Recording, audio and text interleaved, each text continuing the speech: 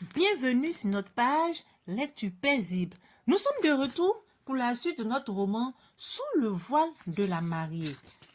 N'oubliez pas de partager massivement cette vidéo, de liker, de vous abonner à ma page TikTok Lecture paisible ainsi que sur ma page YouTube Lecture paisible.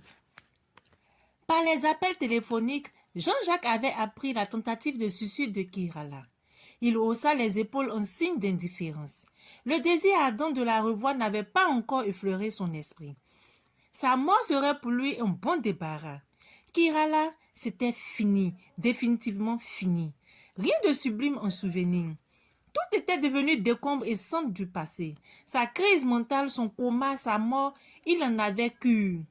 Pour lui, quand une fois tout cesse, tout finit. Le beau d'antan perd son charme et son attrait. Il s'empêchait donc d'avoir pitié. Il avait appris à l'école de la vie que la pitié est toujours la trajectoire tracée, frayée par le remords afin de permettre l'avènement de la raison. La raison. Face à Kirala, il n'en voulait plus, car par cette raison, il risquait de redevenir son mari au milieu des flots de déboires et de la récrimination. Ayant pris sa décision de rompre avec Kirala qui l'aimait et qu'il aimait aussi, il avait serré son cœur et n'avait appelé ni frère ni ami pour savoir si elle vivait ou non. Sûrement elle vivait. Le pire aurait été évité. Sinon, il aurait appris par des voix indiscrètes. Une joie indescriptible illumina son visage. Il souhaitait malgré tout la voir vivante et consciente afin qu'elle sache mesurer et subir les conséquences de ses turpitudes. À sa nouvelle vie, il avait imprimé une nouvelle façon de voir les choses afin de supporter le revers de la vie. Et alors, il s'était conçu une nouvelle devise, solitude, paix, espoir. Une nouvelle école, Dieu, et enfin une nouvelle interdit, la femme. Ah, la femme! Quelle victoire pour cet impudique de ne plus aimer les femmes à la pelle! La déception et l'épreuve comme l'âge l'avaient rendu sage. La vie, tant qu'on n'a pas encore fini de la vivre, nous réserve toujours des surprises tant désagréables qu'agréables. Un Jean-Jacques Gaultier qui s'empêchait d'aimer la femme, on pouvait dire alors qu'en tout, l'espoir était possible. On le comprenait. Depuis son désaccord avec Kirala, il voyait en la femme l'achevée de toutes les forces néfastes que la terre a créées. Il ne voulait donc plus entendre parler de femme. En chacune d'elles, il découvrait l'esprit dur et le cœur fêlé de Kirala. Pourtant, elle avait été baptisée confirmée à l'église de Vigrita. Bof. Elle faisait partie de ces nouveaux chrétiens pour qui la religion n'est point l'école de l'amour du prochain et de la sagesse, mais l'objet de confirmation de leur pseudo-civilisation. De sa déception dont Kirala fut la cause, était venue sa révolte. Lui aussi chrétien, il avait ôté sa soutane pour la troquer contre le boubou du musulman. Pas par conviction, mais pour le refus de la rencontrer un jour à une cérémonie de consécration ou d'ordination. De toutes les façons, Dieu était Dieu, étant un, étant unique, peu importait qu'il fût celui de l'islam ou du christianisme. Dans l'un ou l'autre des cas, ce qui comptait, c'était la foi, la croyance, l'amour du bien et du prochain.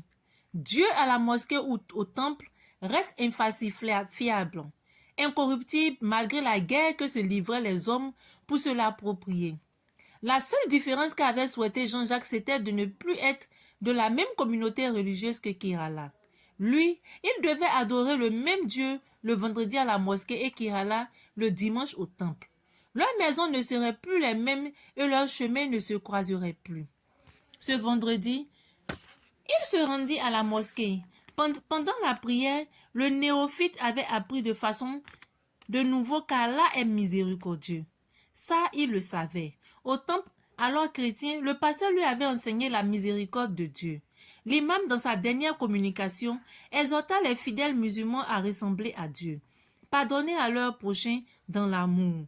Pareil, son pasteur qui l'écoutait faisait du pardon son credo et de l'amour sa foi. L'homme de Dieu inspiré ce jour-là avait séduit Jean-Jacques Gaultier. Rentré à la maison, le converti maintes fois,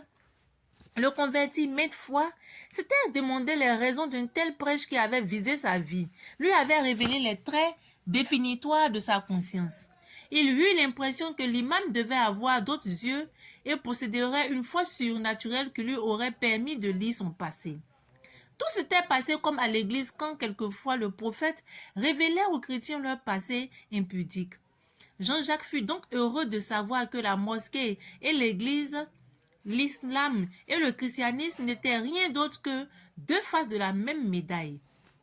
Le pardon sur lequel l'imam avait prêché avait fait des vagues dans son cœur, des fissures dans son esprit. Il en avait été triste, désorienté, car peu à peu, la voie de la réconciliation avec Irala se dessinait dans son esprit et dans son cœur. Il ferma les yeux pour ne voir que du néant afin de tuer à recueillement et le silence cette image profane qui avait assiégé sa tête. Jean-Jacques Gauzès, soit courbé, soit assis ou debout, passa le plus clair de son temps à prier Dieu, rien que pour exiger de sa bonté la vengeance et la haine contre Kirala. Comme on le dit souvent, ce qu'on aime beaucoup finit par être notre totem. N'est-ce pas ce Jean-Jacques Gauzès qui passait de femme en femme? Aujourd'hui, il avait une aversion totale pour la femme. Je vous dis à très bientôt avec le chapitre suivant.